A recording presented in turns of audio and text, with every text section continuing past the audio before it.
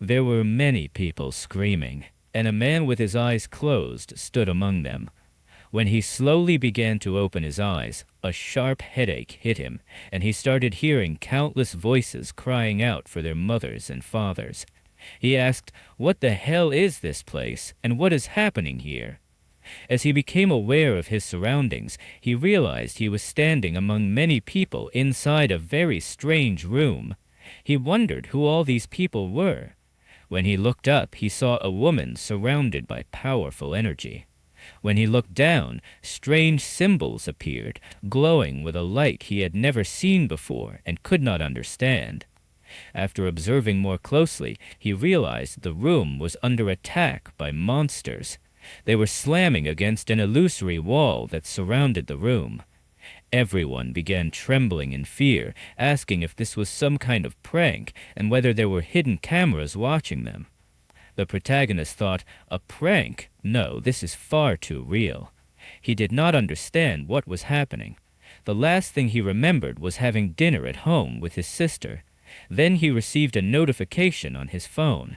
When he checked it, it was an invitation to join a game he had never heard of before. Even so, he clicked yes and accepted the invitation. That was the last thing he remembered. Now he was awake, surrounded by strangers in a bizarre room. At the door, a man was pounding on it, begging to be let out. Another man approached him, grabbed his shoulders, and asked if he knew what was going on, shaking him to wake him fully. He replied that he had no idea. Still, he felt that everything here was real. It did not feel like a simple hallucination. He felt normal, until suddenly the woman began to glow brightly. She spoke to everyone, welcoming them to this world and thanking them for accepting the invitation. Confused voices filled the room as people asked what invitation she was talking about. The woman explained that they had been selected as heroes who would save the continent from destruction. People began shouting, "Where are the hidden cameras? What is this supposed to be?" She continued speaking, telling them to focus on her words because everything she said was related to their survival. She warned that not everyone would be allowed to go to the continent, which left the protagonist confused. What did she mean? She went on to explain that only a small number of people would pass the tutorial and gain the opportunity to travel to the new continent. She repeated, "Those who deserve to go to the continent will be the survivors, and only the survivors." Then she explained that this place was called the starting point, and that it was shaped like a triangle. It was a safe room surrounded by a protective barrier. She added that essential survival items, such as drinking water, food, and weapons, could be found here. She also explained that in this world, people could obtain special classes, and some would gain unique traits. The protagonist thought everything sounded exactly like the games and novels he had read before. She said that all items and abilities were divided into 4 levels: common, rare, heroic, and legendary. They would now receive common-level weapons. At that exact moment, a monster slammed its fist into the wall of the waiting room, trying to break through the barrier. More monsters joined in, pounding the wall together until cracks began to form. The protagonist panicked, unsure of what to do. The woman continued speaking, saying that everyone came from different places and had different personalities. This place was designed to maximize their individuality and help them evolve. She assured them that they would soon understand. She then instructed them to open their status windows. People began shouting, "Status window!"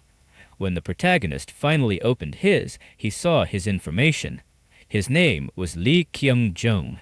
He was 25 years old. He had a tendency to be a careful strategist. He had no class and no title. He wondered whether his strength of 10 and endurance of 11 were good or bad. He decided to check his traits and wondered if other people also had special abilities.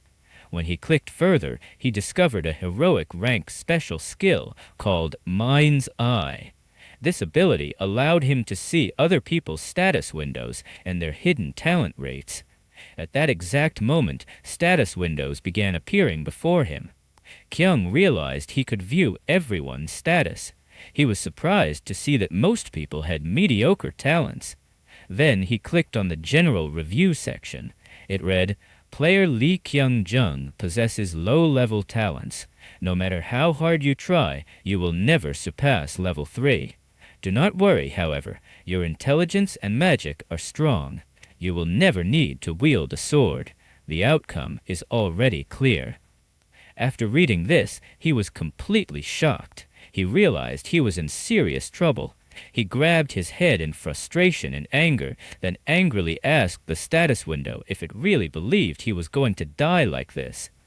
After everyone finished checking their statuses, the saint wished them good luck. The moment she finished speaking, monsters broke through the waiting room and began to attack the people inside. Screams for help echoed everywhere. Some quickly grabbed weapons and shouted that they had to fight to survive. At that moment, the protagonist looked at the status of a man holding a shield. He noticed the man had endurance at level 30 and a heroic talent. The protagonist smiled slightly, thinking that he had finally found his meat shield. Soon after, monsters attacked everyone at once, and some people were killed from the very beginning. The protagonist shouted at the shield-bearer to take the lead, saying that he would support him. This surprised the man, who asked if the protagonist was truly ready to fight. Giyoung replied that he was, saying that they couldn't just stand still and wait for death. This made the shield-bearer praise Giyoung, even though he believed Giyoung was not in good condition to fight. In the middle of their conversation, a strange big-headed goblin attacked the shield-bearer, but Giyoung reacted quickly and thrust his spear straight into the monster's throat. Giyoung shouted at the shield-bearer to pay more attention and not stand still if he wanted to survive. They started running while they could still hear the screams of other people around them. In Gyeong's mind, the only thing he could think of was that he had made the right choice. He had found an excellent meat shield to protect himself. Soon after, more goblins attacked them, but Giyoung continued striking them with his spear. At that moment, a goblin tried to attack Giyoung from behind, but the shield-bearer blocked it, asking if Giyoung was okay. Giyoung looked at him and thought that the man actually seemed to be enjoying a death to fight. This made Giyoung realize how useful he actually was. Giyoung thanked him and suggested that they quickly grab the items and then find an exit as fast as possible. For a brief moment, they felt relieved. Giyoung believed they would definitely escape, since they had finally found the exit. Just as they were about to leave, Giyoung heard someone screaming for help. When he looked back, he saw a man being devoured by several goblins. He hesitated for a moment, wondering if he should help him, but eventually decided to go over. For a split second, the man felt happy, thinking he was about to be saved. Then he realized Giyoung had only returned to grab a supply bag that was behind him. The man was completely shocked, understanding that this had been Giyoung's intention from the start. Giyoung immediately turned around and ran as fast as he could. The shield-bearer asked if he was not going to help that man, but Giyoung simply thought that the man was going to die anyway, and it was better to hurry and escape. The two of them kept running. Left behind, the man began to cry, realizing that he was doomed. Even while running, Giyoung thought that there was nothing he could have done, but he felt grateful to that man, because thanks to him, Giyoung would survive. The man even reached out his hand, begging for help, but he was already finished. After escaping, Giyoung and the shield-bearer hid inside a cell. The shield-bearer asked what they should do next. Giyoung replied that if he knew, they would not be in this situation. He thought that although the man was big, he was somewhat pathetic. Giyoung then said that first they needed to understand what kind of place this was. He asked if the man had ever played a video game. The man replied that of course he had. Who had not? Giyoung explained that this place had status windows, attributes, titles, equipment, and classes. He asked if it did not feel familiar and told the man to imagine that they were inside a game. What would he do then? The man said he was not sure. Giyoung continued, saying that at the beginning of a game, you need to level up. there's probably a system that allows you to increase your attributes by killing monsters and obtaining a class. That must be how this world works. Even though it is difficult, they need to become stronger first. Giyoung placed the supply bag in the man's hands and said that fortunately they had weapons, shields, food, and water, which put them in a slightly better position compared to others. What they did not know was that a giant eye was watching them. When they noticed it, they were terrified and wondered why the monster had not attacked them. Giyoung activated his mind's eye and discovered that the creature was a low-level voracious demon with extremely poor vision and intelligence. He realized that the monster could not even see them. Giyoung told the shield-bearer to stay quiet and tightened his grip on the spear. The shield-bearer hesitated and told him not to do it, but Giyoung insisted, saying that they could defeat the monster. Giyoung charged forward and stabbed the Cyclops directly in the eye. He shouted at the monster to die, delivering several more strikes in succession. After a while, the Cyclops collapsed and died, and Giyoung gained 1 point in strength. Giyoung realized that everything worked exactly as he had thought. They gained experience by killing monsters. The shield-bearer was overwhelmed with emotion, staring at Giyoung in admiration. Giyoung found it strange, but walked up to him and told him to remember what he was about to say. If Giyoung could do this, then the shield-bearer could do it too. No, in fact, he could do even better, considering he had 30 points in endurance. The shield-bearer quickly asked Giyoung's name. Giyoung replied that his name was Lei Giyoung. The man happily introduced himself as Park Delugo and asked if he could call him Giyoung Ryung. Giyoung replied that he could call him whatever he liked. Next, Giyoung took the spear tip and began cutting the monster's skin. Delugo asked what he was doing. Giyoung told him to wait a moment. He measured and worked quickly, creating a kind of necklace that granted 1 additional point of endurance. Delugo was overjoyed and began to cry. Giyoung simply thought that, after all, this man was his sturdy meat shield. Delugo promised that he would listen to anything Giyoung said from now on. Giyoung responded that now they needed to leave as quickly as possible and obtain a class. As the two left the cell, they heard a strange noise, and the ground began to tremble. When they looked to the side, they saw a little girl crying and screaming in fear, being chased by several giant ogres. She desperately screamed for help. Giyoung told them to keep running, thinking that it was madness to face so many monsters at once. He wondered what on earth that girl had done. Giyoung activated his mind's eye and discovered that her name was Jung Hai. He noticed something extremely strange. All of her attributes were rare, and her magic was at a legendary level. Giyoung stopped in the middle of the path. Meanwhile, Delugo asked what they were doing, while in Giyoung's mind there was only one thought. That girl with legendary magical power would be a crucial piece in his game. After realizing how useful she could be, Giyoung shouted at Delugo to save her. Delugo hesitated and asked if just the 3 of them could really do it. Giyoung replied that he could see her coming from the corner, so at the very least they could help her escape. The crying girl ran towards them, and Giyoung called out for her to hide with them. She quickly moved behind them. At that moment, a monster appeared and charged at the 3 of them with a massive punch. Delugo blocked the attack with his shield, while Giyoung prepared to strike with his spear. Giyoung leapt forward and stabbed the ogre directly in the head, thinking that he needed to finish the monster as quickly as possible. He shouted for it to die while continuing his assault. Meanwhile, Delugo was already exhausted, but sensed the presence of more monsters. When he looked to the side, he shouted at Giyoung to dodge. Several other monsters were charging towards them. However, one monster was already right on top of Giyoung. Just as the monster was about to strike Giyoung, a flash of blinding light appeared before them. A mysterious person emerged and sliced all 3 ogres in half in a single motion. Giyoung and everyone else stood frozen in shock, wondering what had just happened. Giyoung looked up and saw the man approaching, surrounded by an overwhelming protagonistic aura.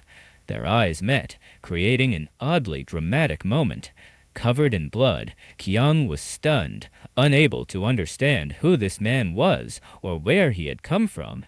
Giyoung activated his mind's eye and discovered that the man's name was Kim Human. He was 22 years old, with a tendency towards careful strategy. His class was swordsman, and he possessed several titles, including Regressor of Altanos, Swordsman of the Beginning of Round 2, the one who failed, the one who endures sacrifice, and the Enlightened. When Giyoung read Regressor of Altanos, he was completely shocked. Regressor meant someone who had returned to the past, someone who had been given a second chance. There could be only one explanation. At that moment, Doyoung approached Haman and thanked him for saving their lives, asking who he was. Haman simply replied with his name. Meanwhile, Giyoung was fixated on Haman's status window, realizing that half of his attributes were legendary and the other half were heroic rank. The general report stated that Haman was extraordinary. Even though Giyoung could hardly believe what he was seeing, there was nothing he could say. In terms of agility and constitution, the gap between them was impossible to compare. Looking at that massive status window, Giyoung thought that this man was not here for the first time. He was essentially a veteran. Haman noticed Giyoung and commented that he seemed quite accustomed to places like this. He then asked who Giyoung was. At that moment, Doyoung pulled Giyoung into an embrace and introduced him as Giyoung Honyen, adding that he did not seem as experienced as Haman, who had cut down the ogres in a single strike. Haman replied that it was just luck. However, Giyoung could clearly see his skills, and it was definitely not luck. He discovered that Haman possessed a skill called Sword Specialist. Giyoung felt a surge of envy, admitting to himself that this man was incredible. He truly looked like the protagonist of a novel. Giyoung felt uncomfortable under Haman's gaze and grew nervous, unsure of what Haman was thinking. Did he know about Giyoung's ability to see other people's statuses? Deciding to keep up appearances, Giyoung forced a polite smile and introduced himself as Lee Giyoung, thanking Haman for his help as courteously as possible. Giyoung then extended his hand and asked if Haman was traveling alone and whether it had been difficult for him to reach this place.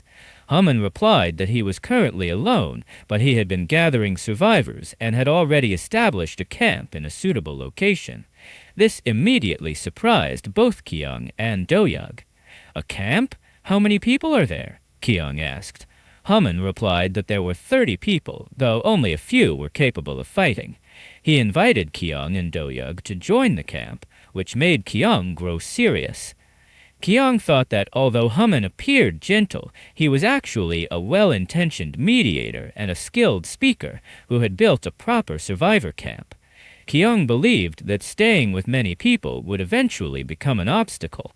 However, when he observed Haman's aura, he understood that Haman truly was a regressor of Altanos and likely had a plan. Giyoung decided to maintain a good relationship with him and agreed to follow him. Doyoung asked if Haman had already received his class. Haman replied yes, that his class was swordsman. Doyoung became excited and praised him. Then Doyoung noticed a girl crying in the corner, the same girl they had saved earlier. He approached her, gently extended his hand, and said he would help her up. She looked surprised and thanked him. When Haman saw this, he asked in shock, "Who is she?" The girl replied that her name was Jung Hyan. Haman looked visibly happy and said, "It was a pleasure to meet you for the first time." Giyoung felt confused and thought, "Why is he so happy to see her? What does this mean?" Giyoung asked if she was okay. She said yes, but she clearly looked frightened and tightly clutched Giyoung's arm. Haman, on the other hand, thought that Haman must have been searching for her for a long time, since he was someone who had already seen the end of the world. He was probably trying to gather everything he could for his own benefit, including people. Rung noticed Giyoung lost in thought and immediately thanked him for saving her. The protagonist smiled and said it was nothing, which made her feel embarrassed. However, inside his mind, he was only thinking about Jung Rung, someone with explosive potential as a mage. Rung was interested in her, and he was a warrior experiencing this world for the second time. They were both valuable treasures. Smiling, Giyoung concluded that they would move together until the end of this world. He was determined to dominate or manipulate everyone around him. Sometime later, they arrived at Rung's camp.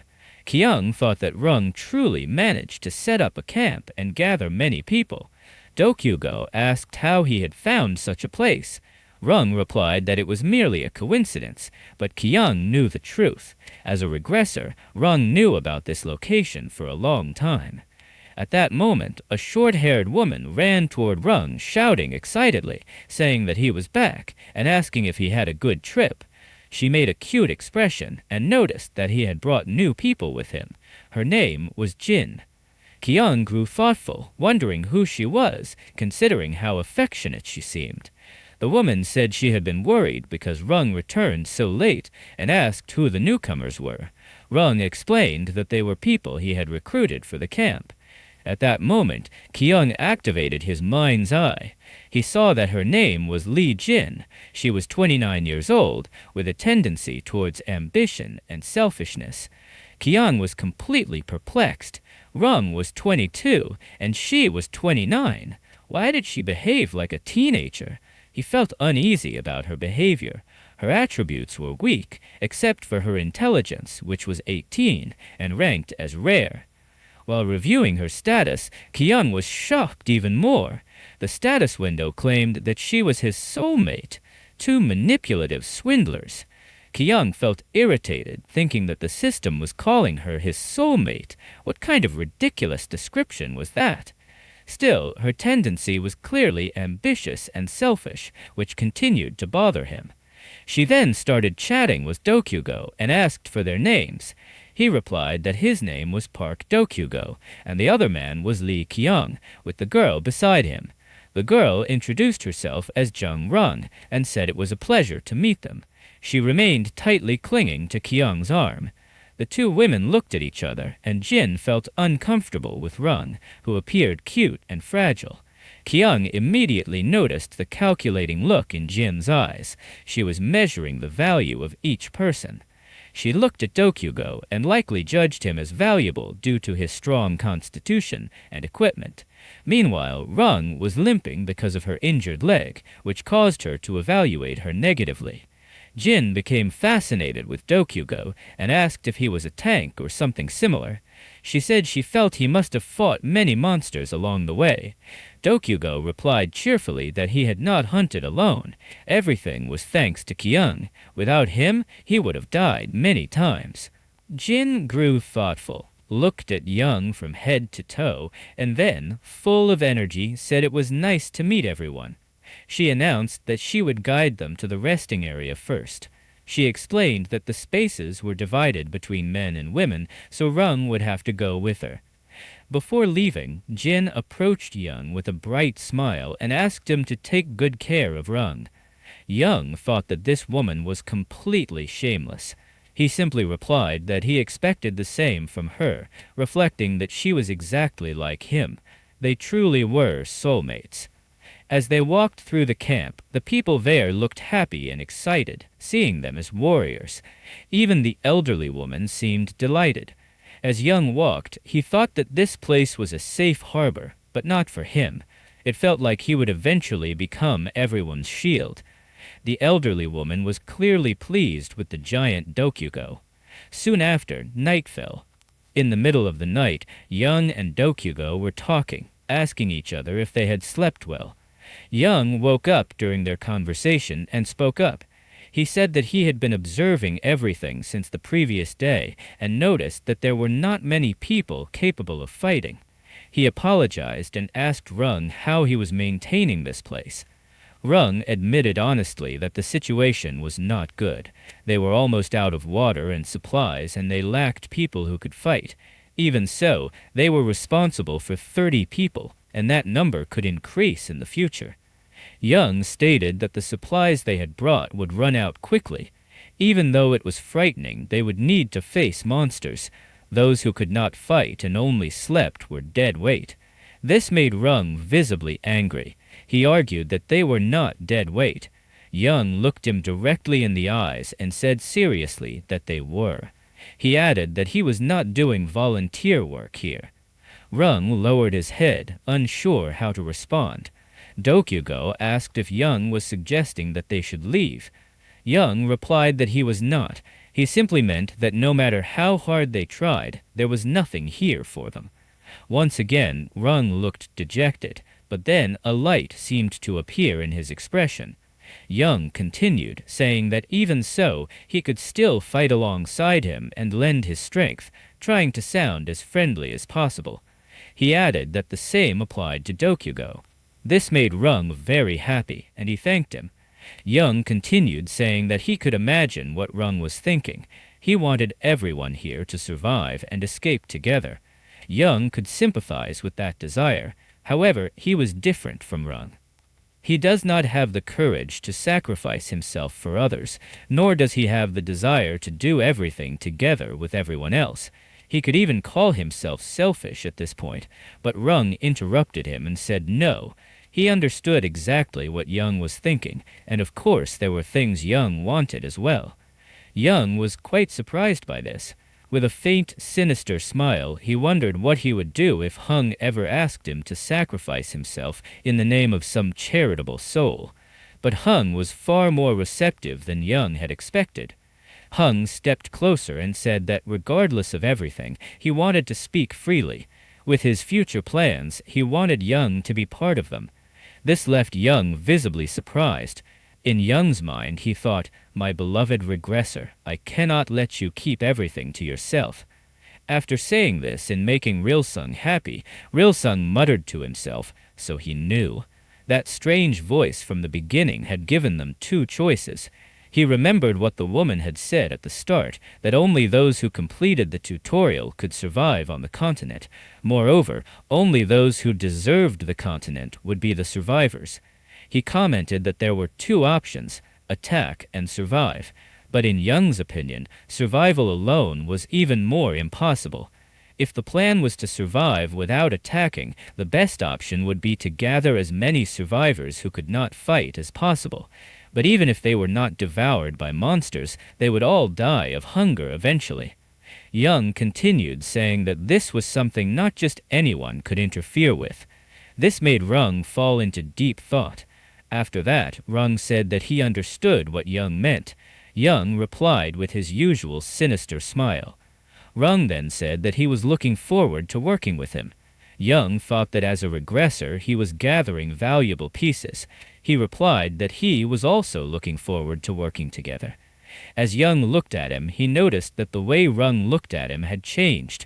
Giyoung knew he was not strong, but in Rung's eyes, he could be seen as a talented person, perhaps an analyst or an administrator. The next day, they were inside a dungeon, fighting multiple monsters. Dokugo blocked a monster with his shield, and immediately afterwards, Rung rushed forward to attack it with his sword. He quickly activated his sword skill and sliced the monster in half, splattering blood across his own face. The monster screamed in pain before collapsing. After the battle, Rung was slightly exhausted. Giyoung stood off to the side, thinking, "The mind's eye never lied. This man truly is a skilled regressor." Ryosung then told Giyoung that there seemed to be more monsters ahead. He said he would hold them off while the others did what they needed to do. Giyoung replied that he knew what to do and told Dokugo to collect the food. Giyoung thought that there were still fewer monsters in the starting area than he had expected. Dokugo said that the place had been packed at first. They both concluded that Giyoung must have cleared the area in advance. Dokugo asked if Giyoung was talking about Giyoung and wondered if he had been some kind of martial artist on Earth. Giyoung replied that he had no idea, but he assumed it was something similar, or perhaps an effect of his class. When Giyoung mentioned classes, Dokugo became discouraged because he still had not unlocked his own. Seeing this, Giyoung told him not to be nervous and reassured him that he would unlock his class soon because he had worked hard. To be honest, Giyoung knew that Dokugo had not done much. Most of the work had been done by Ryung. However, Dokugo denied that and said he had worked hard too. Giyoung, pretending to be kind, told him that without him it would have been much harder to get this far. This made Dokugo's eyes fill with tears. At that moment, a status window appeared for both of them, announcing that their classes were being unlocked. Giyoung was surprised. He was given 4 classes to choose from: Common Warrior, Common Archer, Common Mage, and Rare Commander. He felt happy, thinking it had happened faster than expected. However, the Rare Commander class caught his attention. Commander? He thought. What is that? He began reading each class description carefully. The Warrior class fought on the front lines and was considered the most essential role in a group. Warriors could easily adapt to any weapon, such as swords, shields, spears, or axes. Additionally, their endurance, vitality, and strength would each increase by 1 point. This class could later unlock related classes like Barbarian, Knight, Paladin, Soldier, or Mercenary. Next was the Archer class, which specialized in long-range attacks. It could unlock classes like Spirit Archer or Magic Archer, and granted 3 points in agility. Then came the Mage class, which used long-range magic, and could unlock related classes such as Warlock, Alchemist, or Summoner. This class increased magic by 3 points. Giyoung thought that Archer was a great class for a relaxed playstyle, while Mage would help improve his low magic stat. Finally, there was the Rare Commander class. This class had no direct combat abilities. Instead of fighting on the front lines, it focused on understanding the overall situation and issuing orders to others. It granted a broad view of the battlefield, although it did not specify which classes could be unlocked later. The only stat it increased was intelligence by 1 point. Giyoung reflected on what that broad view of the situation truly meant. At that moment, Hyunsung approached them from behind and commented that it seemed Giyoung had unlocked a class. Giyoung replied that he had. He explained that he had received Warrior, Archer, and Mage as common class options. In addition, he also unlocked the rare class Commander. This left Hyunsung quite surprised. A commander, huh? Giyoung thought it would be a great class, but judging by Hyunsung's reaction, it did not seem that good. It might be a trap, perhaps. Meanwhile, Dokugo became very excited and insisted that Giyoung should definitely choose commander. He said that the position suited him perfectly. Giyoung was confused. Are you serious? He wondered. Dokugo went on, saying that Giyoung had the style of a commander, and that if he led them, they would surely always win.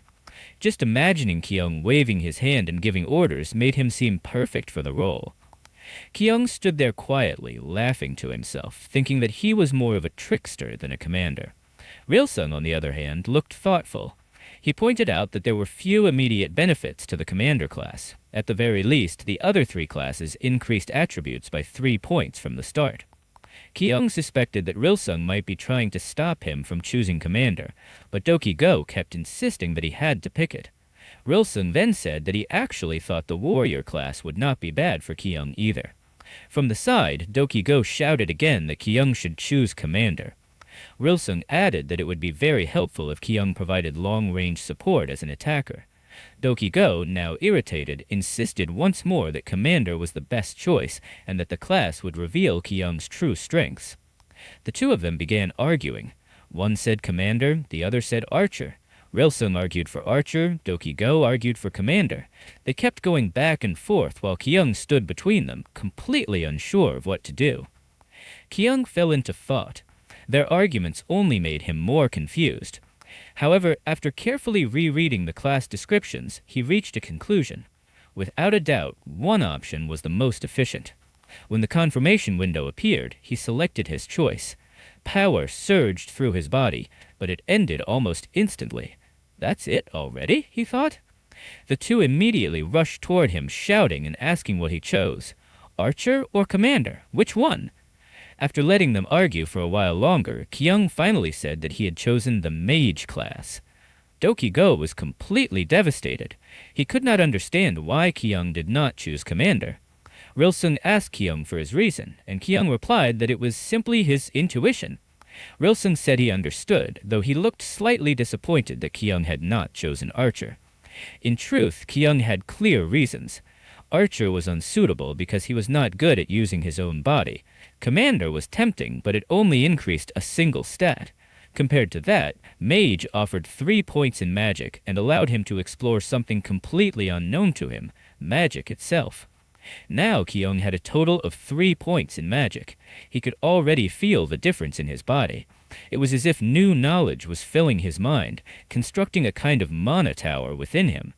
When he checked his status window, he noticed a slight improvement. He received congratulations for acquiring a class. However, his overall evaluation stated that although it might be difficult for Giyoung to sense mana with his talent, he had, through extreme luck, gained 3 points in magic. The system recommended that he not place high hopes on growing as a mage, as the disappointment would be proportional to his expectations. This frustrated Giyoung greatly. He cursed the status window in his mind, but still acknowledged that he was not completely useless. This class would be useful immediately. After that, they asked Doki-go which class he had chosen. Doki-go said he had 2 options, Guardian or Priest, but he did not know which one was better. Both Rilsung and Giyoung immediately told him to choose Guardian. Doki-go hesitated and asked about Priest, but the two insisted, Guardian, you have to choose Guardian. In the end, Doki-go simply confirmed Guardian because they told him to. Giyoung said it was a good choice and thought to himself that Doki-go was now officially his meat shield. Rilsung congratulated both of them and asked if they should head back, suggesting that they should divide the food first. Giyoung said that 2 shares were more than enough for him and Doki-go, and he handed the rest over to Rilsung in a large bag. Rilsung was very happy and did not know what to say. Doki-go added that he was fine with it and that Rilsung could give the food to the others. Rilsung was deeply moved by their attitude and even blushed slightly. This situation was becoming stranger and stranger. He bowed and thanked them sincerely. Back at the survivor camp, Jin was talking with another girl. The girl asked when Rilsung would return because she was starving. Jin replied that he would be back soon and told her to wait a little longer. The girl said she wished he would come back faster. Nearby, a man who looked like a starving beggar noticed that Jin was holding bread. Jin asked whether they should eat it for now. The other girl said she would be grateful if Jin shared a little with her, while the beggar desperately pleaded for food. Jin stared at him coldly and asked what he was looking at and whether he wanted the bread. Then she split it, saying it could not be avoided. She gave half to the girl and tossed only crumbs to the beggar, telling him that for greedy people like him, who didn't even work, that was all he deserved. She mockingly called him a good boy and told him to eat properly. At that moment, she noticed the 3 of them returning. Everyone looked at them as they arrived, carrying several bags of food. Jin immediately ran toward Rilsung, smiling brightly, and thanked him and the others for their hard work. And now they go to load the baggage, and Rilsung says that he is counting on her for this job, while he is going to rest for a bit. Meanwhile, the protagonist thinks that this girl is really shameless. At that moment, another guy with glasses appears beside Giyoung and politely asks if Giyoung would let him carry his baggage as well. Giyoung just stares at him thoughtfully for a moment, then ignores him and walks away. Doki-go follows Giyoung, asking if he is not going to share the food with the others. The protagonist replies that he has said it many times. They are not doing volunteer work. Doki-go says that's true, but their reputation here will not be good. Giyoung answers that he doesn't care about reputation. If they want food, they should go out with their swords and earn it themselves. Maybe Rilsung even brought them here to motivate the others. Meanwhile, Ladina is distributing food to everyone, smiling brightly and saying it was nothing, while people thank her. The protagonist thinks that she is the type of person who takes full responsibility for administrative matters whenever Rilsung is not around. She is the typical kind of person who is weak to the strong and strong to the weak. She imagines her sitting on a throne, dominating Rilsung, basically acting like the queen when Rilsung is absent. He sees people in the back looking at them with admiration and happiness because they are finally eating, while others are carrying stones and working hard. This makes him deeply thoughtful. One of the people carrying the stones to build the small wall is the little girl earlier. A man shouts at them to hurry up because they are too slow if they don't want monsters to attack at night. He specifically calls out Ryan, asking why she is so slow. She gets nervous and only apologizes. The man continues, saying that if they do not want to starve, they need to work hard today. The protagonist watches the little girl, thinking that for some reason he feels like he understands what kind of treatment Ryan is receiving here, and that makes him extremely happy. He asks Dokigo if he remembers the girl they met yesterday, Jung-ran. Dokigo says yes, she's the girl he helped. The protagonist then takes a bag of food and tells Dokigo to deliver it to her and take care of her as well. Dokigo is very surprised and asks what this sudden request is about, but then misunderstands and says he understands and to leave it to him. Giyoung says that is fine and that he is counting on him. At that moment, Ryan is there, very sad, carrying stones. Giyoung thinks that Ryan must be tired and lonely, and that they are the only friends who can take care of her. He wonders if she thinks they are trustworthy, and if she knows she can always rely on them whenever she needs help. As Dokigo approaches them, he notices something strange. A man is giving Ryan a piece of bread, asking her to keep it, and she thanks him. The protagonist sees this and becomes irritated, staring at the strange man with glasses and thinking, "Who is this son of a bitch?" Watching the man smile at Ryan, he wonders how he dares get close to his precious treasure. To him, it is obvious why someone would be so kind, even when there is barely enough food for themselves. Dokigo looks at Giyoung uneasily, but Giyoung just tells him to go over there. Dokigo nods and starts approaching them. The man with glasses speaks to Ryan, saying he got the bread earlier. Ryan says she understands, and he offers the bread to her. She tries to refuse, saying she does not need it, but he insists, telling her not to worry and saying he recognizes how difficult her situation is. Ryan thanks him for his kindness, and he tells her not to worry so much. In Ryan's mind, she thinks this man is being very kind to her, but he cannot compare to Giyoung, who in her memories is her Prince Charming. She is already deeply in love with Giyoung and blushes just thinking about him. She reflects on how Giyoung saved her when she needed it most.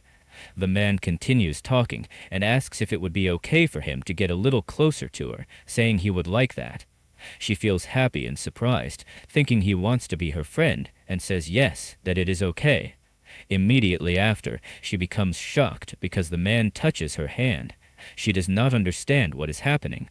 The man's aura becomes strange, and when she realizes he is holding her hand, she asks him to let go.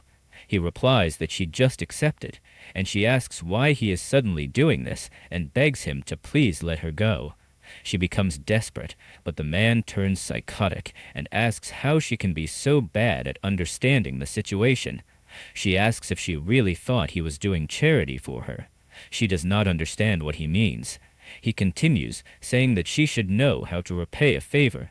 She asks what he means, and he asks if he really needs to spell it out. He tightly grabs her hand and moves close to her face, telling her that if she wants to get along with him, she should please him, calling her an idiot for not understanding the situation yet. She becomes terrified and begs him to stop. At that moment, Dokigo arrives, calling the man a complete idiot and telling him that if he does not want his arm broken right now, he should let her go. The man gets furious and asks who the hell Dokigo is. Instantly, Dokigo strikes his arm, forcing him to release Ryan's hand. Ryan asks why he is doing this, but Dokigo says that this guy is trash and that he didn't even break his arm, saying he cannot afford to be soft. The man yells that Dokigo is a bastard for doing this, but Dokigo grabs him by the collar and throws him away, leaving Ryan completely shocked.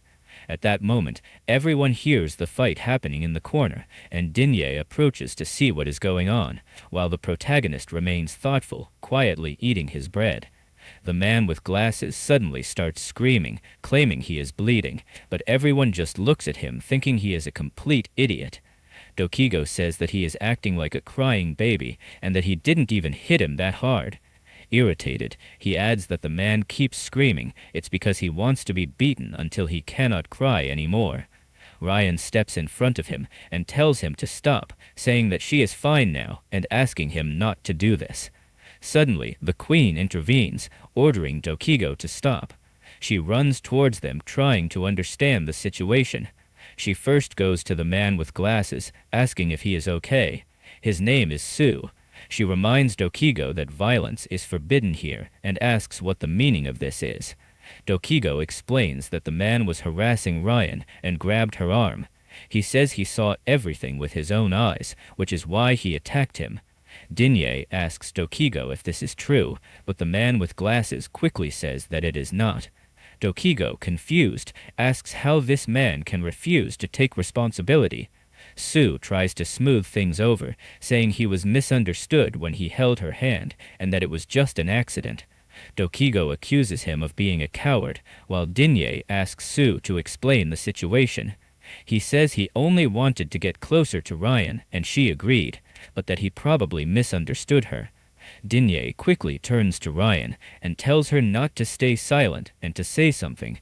She asks if what Sue said is true. Ryan becomes nervous as everyone looks at her. Terrified, she only notices all the eyes fixed on her. People begin whispering, wondering why these men are fighting over her and if she is some kind of heroine. She becomes desperate, thinking that this place is just like Earth, that no one is on her side, and that everyone has abandoned her. Through tears, she says that what he said is true, but that after that he grabbed her arm and kept saying that if she wanted him to leave her alone, she had to do what he told her. That terrified her. Jan says she does not understand what Ryan means.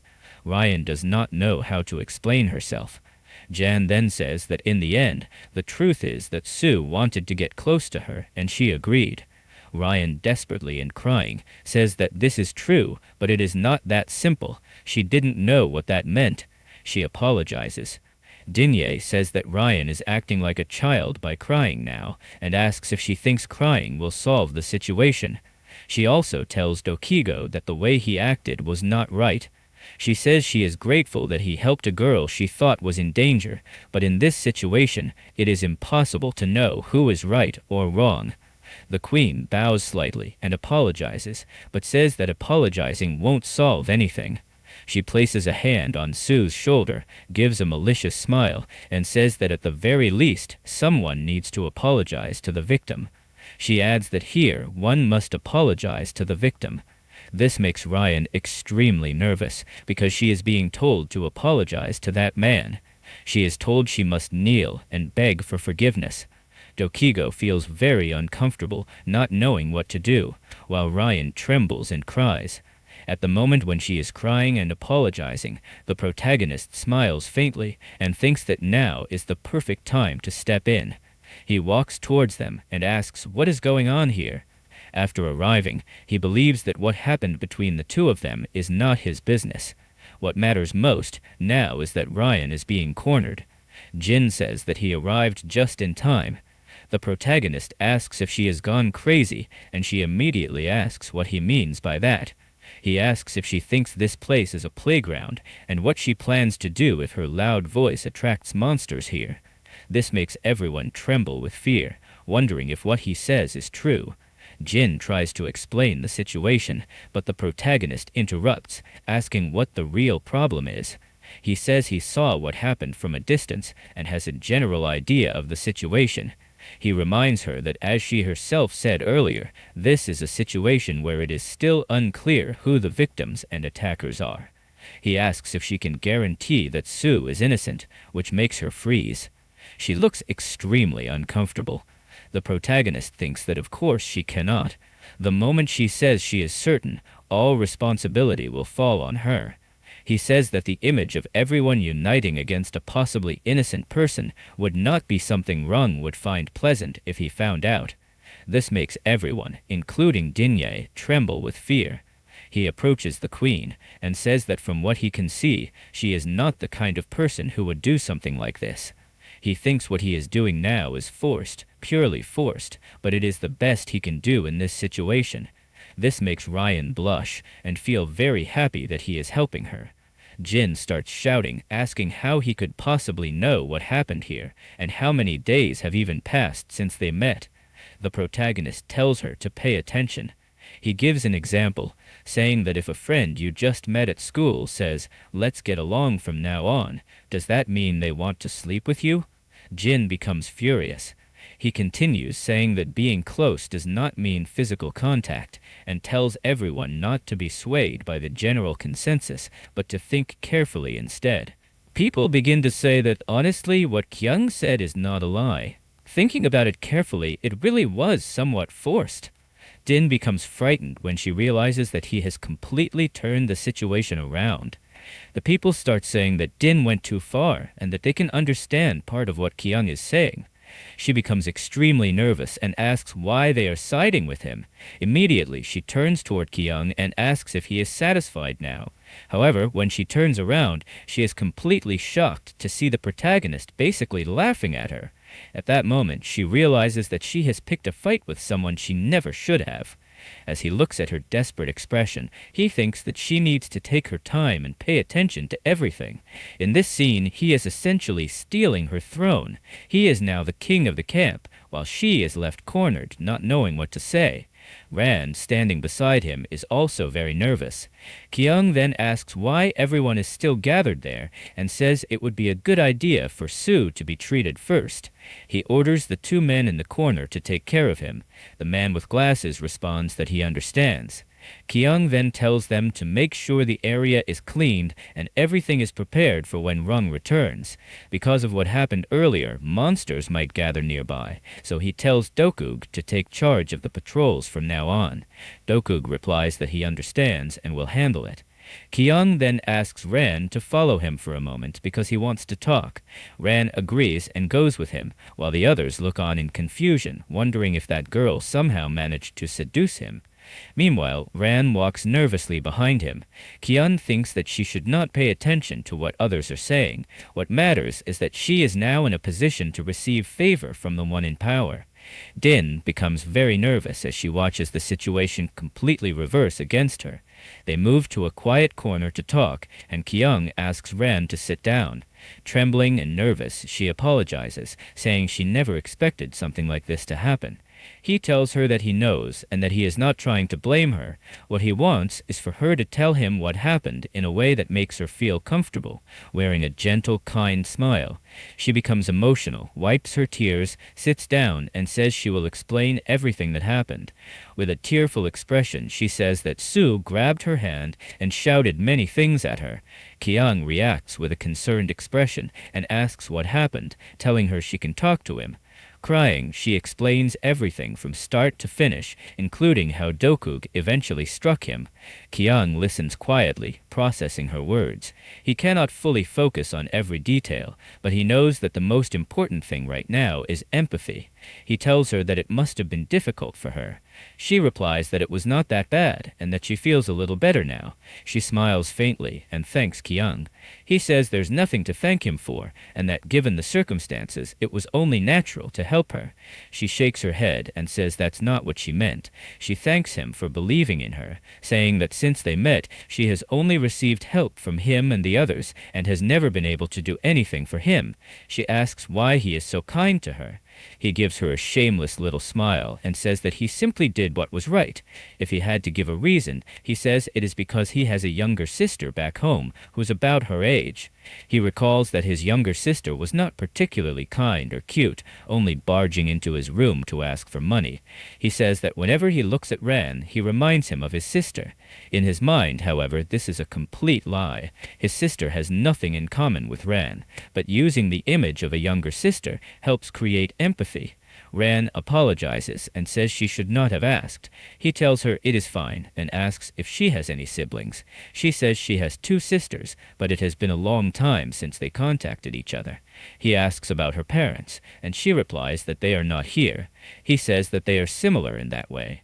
She asks if that is true for him as well, calling him Giyoung. She becomes very happy, saying they are a little alike. Giyoung gives a fake smile and agrees, thinking that similarities make it easier to build empathy and increase the affection she feels for him. He tells her that if she doesn't mind, he would like her to feel comfortable talking to him. This is purely driven by his greed, but she looks surprised and nervously agrees, saying she will speak comfortably with him. He tells her that is fine. She says she feels calmer now. In his mind, he thinks that she will be very useful in the future. He activates the eye of the mind and checks her status. She still doesn't have a class, but her stats are extremely high. The overall evaluation says that her potential is monstrous, and if she becomes a mage, she will reach a level completely different from the player Lake Giyoung. He doesn't need to worry much about competition. He thinks that what he needs to do now is push her to advance into the mage class as soon as possible. Ran stands nervously in front of Giyoung, and he wonders if he should mention something about magic to get closer to her. At that moment, someone approaches and knocks lightly on the wooden structure, asking if they can speak for a moment. Both of them are surprised to see who it is. The person asks to speak to Giyoung. As soon as Giyoung hears the voice, he realizes who it is. He expected her to come looking for him, but not so quickly. He drops his smile and asks Ran to excuse them for a moment, because he needs to talk privately. Ran steps away, saying she understands, and the two women pass each other, locking eyes briefly. The newcomer approaches, and Giyoung directly asks what she wants. Without hesitation, she says that she came to apologize for the trouble she caused. Giyoung replies that it is fine and that he should be the one apologizing for getting involved. She insists that it was her mistake and that he only did what was necessary. Giyoung becomes suspicious, thinking that something feels off, and asks her to get straight to the point. She then asks if he would allow her to handle this problem. After reflecting, she says she feels bad for both Ran and Sue and wants to resolve the situation herself. The protagonist tells her that she can do whatever she wants. After all, it seems that she has been taking care of this place from the beginning, and he was the one who made a mistake by getting involved. She explains that this is not what she meant, but the protagonist insists that this is how he sees the situation. With a calm expression, he adds that it would be better if there were no more problems that required his interference. In his mind, both of them know very well that for people like them, who have nothing and no special talent, the only way to survive is to get involved in politics. She listens seriously to everything he says. He thinks that she is just like him, someone who wants to take control of everything and everyone. He is essentially giving her an ultimatum not to cross the line.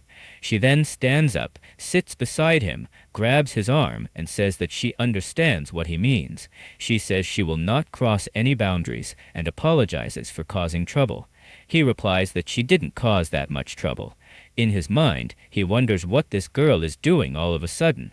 She simply gives him her usual smile and says that she is being serious, adding that she knows exactly what he is thinking right now. She looks directly at him and says that she likes ambitious people, revealing her true face. She says that the more she looks at him, the more he seems to be her type. She asks what he thinks about them becoming a little more friendly. The protagonist asks what he would gain from that. She answers, Jung Ryan. He asks if she is not trying to control him in order to get close to that girl. He notices that she is quite intelligent. She continues, saying that the girl is weak, so she is certain that Ran will have many enemies like Sue. Because of that, she will take care of Ran, and he should understand what she means. He feels pleased for a moment, and thinks that Lindier is truly like him.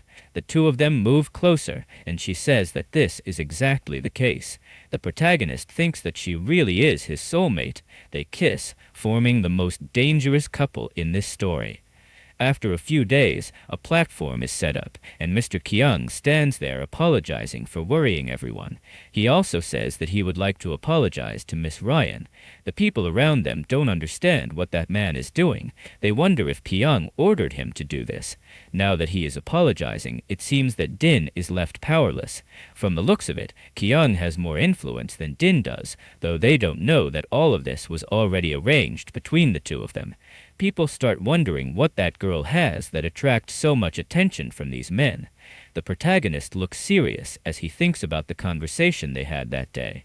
He says that in any case, she can deal with Sue however she wants, and also take care of the queen for him. He asks her to inform him immediately if anything happens. Smiling brightly, she says that in short, he is asking her to manage things properly so people won't complain anymore. Meanwhile, all she needs to do is create an environment where Ran has no choice but to depend on him. He agrees, and she becomes curious, wanting to know what is so special about that girl that makes Giyoung so obsessed with her. He turns serious and refuses to answer, saying that it is nothing she needs to know. His tone makes her freeze in place. She becomes embarrassed and wonders why he spoke to her like that. Afterwards, he thinks that Lindier is truly incredible at politics, and the atmosphere between them completely changes. Honestly, he believes it was the right choice to join forces with her. Thanks to that, he can now spend time alone with Ran.